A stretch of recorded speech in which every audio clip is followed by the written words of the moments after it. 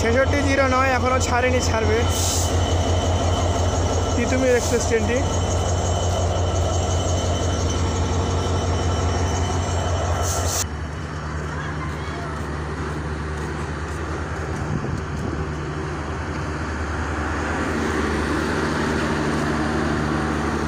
Titumir Saidpur out করলো এবং পরবর্তী স্টপেজ পড়বে নীলফামারী।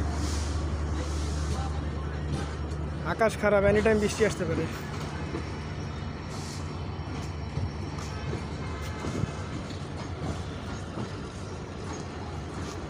তো তিতুমির আউট করলো আজকে একদম ডিরেক্ট 1:16-তে।